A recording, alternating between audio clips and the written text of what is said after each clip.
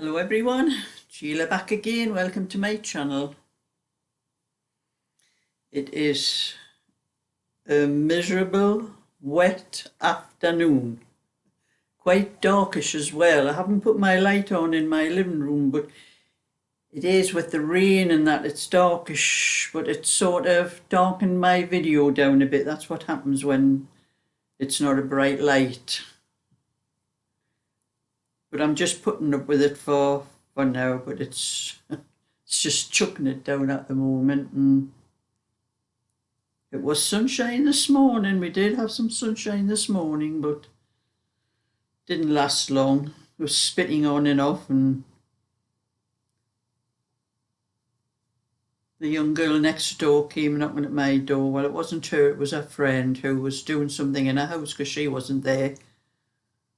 But to ask if I had seen her little dog. Apparently the girl next door, I know she's got two dogs. One is I think it's a cross with a poodle and a chihuahua. And what I call it, she doesn't know what I call her. She says it looks like a fluffy rat to me. Like. They call it Minnie. She's asking me if she could have a look in my garden because it does get through the fence. There's a gap where the fence has been pulled forward with something that was tied to the fence when it was windy, and it pulled the fence away from the post. And the dog does get in, comes in, but you know, it just barks and growls at me. In fact, I tried to touch it one time and it bit my finger. So I had a look in the garden because the girl was doing something and she was looking after the dogs while my neighbour was away somewhere. So she's got another little puppy chihuahua as well. But it's a nice looking one, that one. But this one's, I think, like I said, I think it's a cross with a poodle and a chihuahua. And she wanted me to have a look in my garden to see whether it had come in my garden because she couldn't find it. But it wasn't in my garden, so I don't know where it went. I'll know if it's back or not because I'm always hearing it not like a loud bark. It's one of the yappy little things, you know. So anyway, I'm sitting doing a bit of Derek's cardigan, but that's not what my video is about today. I'm going to put that down in a minute. I've had Happy Meal. Amazon. Someone from Amazon delivered this. I have opened it and had a look to see what it was. This is from Jayne.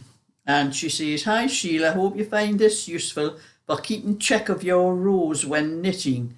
I have one, wouldn't be without it." This is Jayne, from Jayne. And this is what Jayne sent me.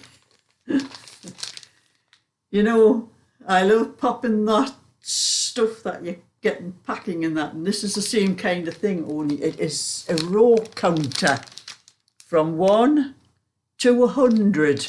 You can count your rows on here, and each time you count a row, you pop the thing in like that. Well, that's the wrong number, that's one. Pop in 1. I think it'll be easier if I take it out the bag.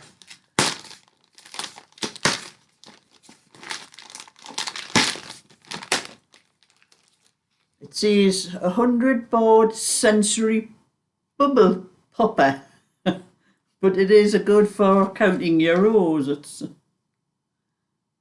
So it's a sensory thing for people that like popping things like that.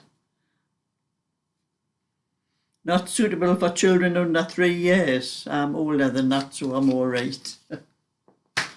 I'll take it out of the bag so you see it better.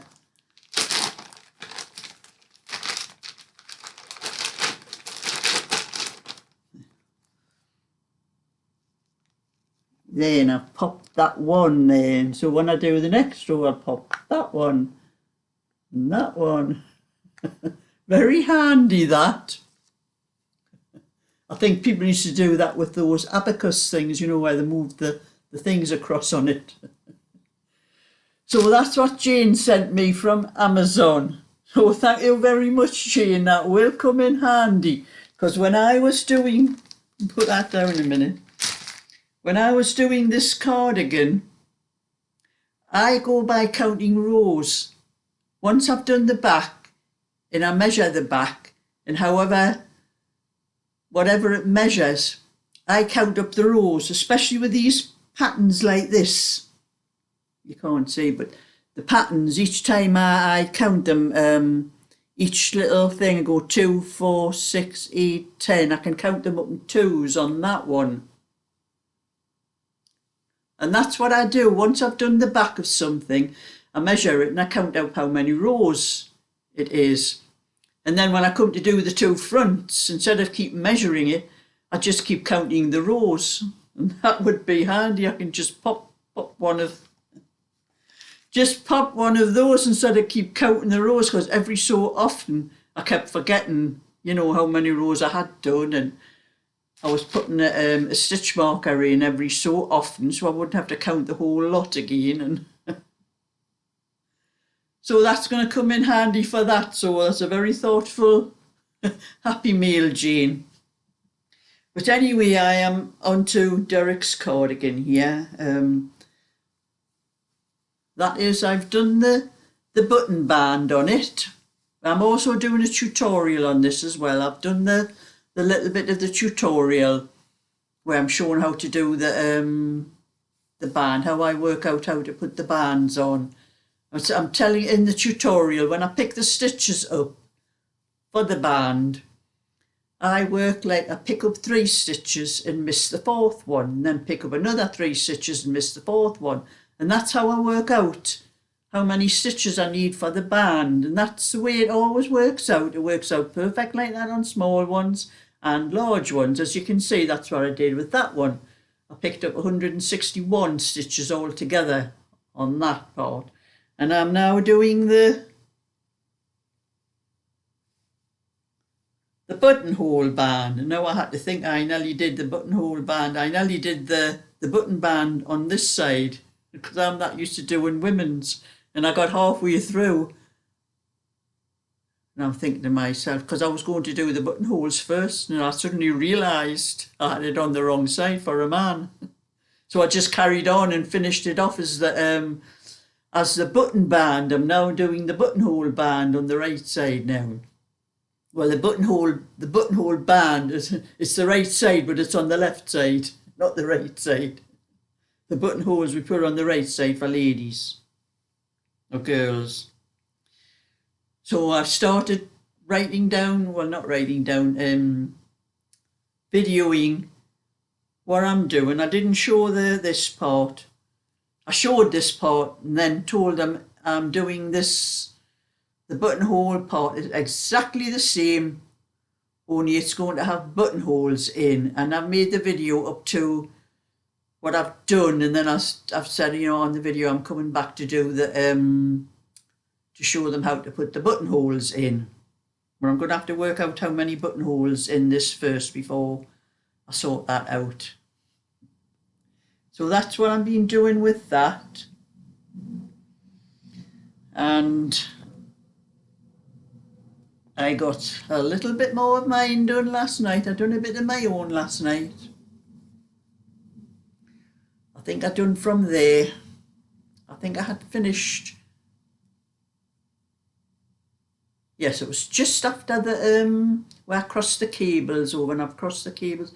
I've done about 12 rows, I think, from there on that last night. So that's coming on. I'm going to start doing a little bit of my own of a night time now, or else I'm never going to get anything knitted for myself.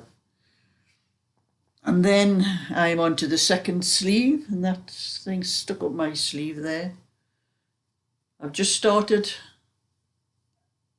the second sleeve on the raindrop one, so it won't be long before that one's finished, and then I'll be able to start on the 24. And it seems to be getting darker outside. It's getting darker and darker on this video. I think I may end up having to put the light on if I do this video for any longer. It's really coming down in torrents of rain. We don't know where we are with this weather in this country. We've never had no summer, really. You've had a couple of hot days and that's it.